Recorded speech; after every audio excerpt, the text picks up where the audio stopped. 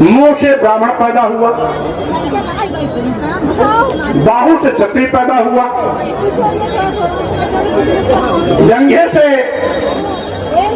बनिया पैदा हुआ और पैर से शूद्र पैदा हुआ।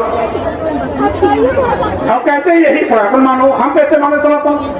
हम तो देखते हैं भारत में हो, चीन में हो, लंका में हो, जापान में हो, अमेरिका में हो, इंग्लैंड में हो, अफ्रीका में हो, ऑस्ट्रेलिया में हो, कहीं भी हो, बच्चा जहां भी पैदा होता है अपने माँ के पेट से पैदा होता है। तो माँ के पेट से बच्चा पैदा होता है, ये तो सनातन है। लेकिन मुंह से बच्चा पैदा हो, ये क्या है? ये कभी देखा क्या कि किसी के मुंह से बच्चा पैदा होते देखा आप लोगों ने? अगर किसी ने देखा तो हाथ उठा दो, किसी ने देखा हो तो, और नहीं देखा तो कोई बात नहीं। क्या किसी बच्चे को कभी किसी के हाथ से पैदा होते देखा है क्या? नहीं। किसी बच्चे को जंघे से पैदा होता देखा है क्या? नहीं। किसी व्यक्ति को पैर से पैदा होते देखा है क्या? नहीं। कहते हैं ये सनातन है। कैसे सनातन है भाई? मुंह से बच्चा पूरे दुनिया में आज तक पैदा ही नहीं हुआ, तो हम कैसे मान लें कि मुंह से ब्राह्मण पैदा हो गया? हम कैसे मान लें कि हाथ से क्षत्रिय पैदा हो गया? हम कैसे मान लें कि जंघे से बनिया पैदा हो गया? हम कैसे मान लें कि पैर से शूद्र पैदा हो गया? केवल मनुस्मृति में लिख देने से पैदा हो जाएगा क्या कोई? ये धोखा है। इसीलिए मैं कहता हूं ये धर्म नहीं, ये धोखा है। धर्म क्या है? मां के पेट से पैदा होना, यही धर्म है, यही सनातन है। तो जात पात छुआ ऊंच नीच सनातन नहीं हो सकता। ढोंग ढकोसला पाखंड सनातन नहीं हो सकता। स्वार्थ में बनाई गई नीति नीति सनातन नहीं हो सकता। सनातन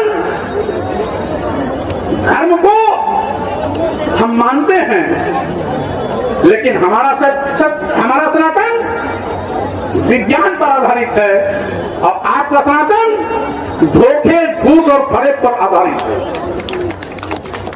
और इसीलिए साथियों मैं कहना चाहता हूं कि आज हमारे सामाजिक परिवर्तन के महापुरुषों ने जो लड़ाई लड़ी है, हम तो उन्हीं के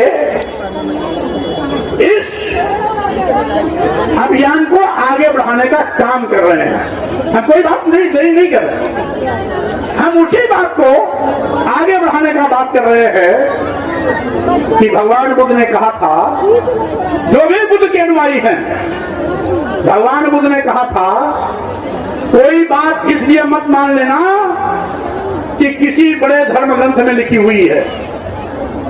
किसी बात को इसलिए भी मत मान लेना कि हमारे बड़े बूढ़ों ने इस बात को कही है।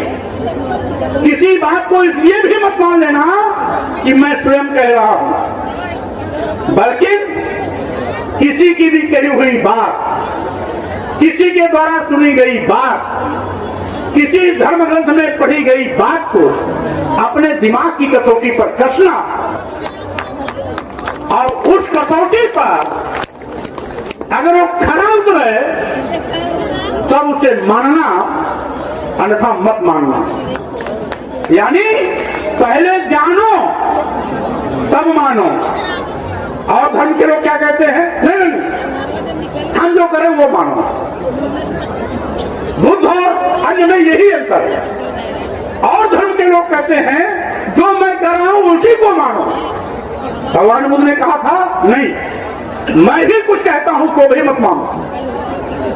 उसको कसौटी पर कसो, दिमाग बुद्धि की कसौटी पर कसो। अगर वो मानव कल्याण के लिए हितकारी है, उस बात से मानवता का कल्याण हो रहा है, मानवता मजबूत हो रही है, मानवता का सम्मान हो रहा है, तो उस बात को मानो, अन्यथा मत मानो। इसीलिए बुद्ध ने संदेश दिया भारत में, लेकिन दुनिया के 50 देश से भी ज्यादा आज बुद्ध के अनुयायी हैं।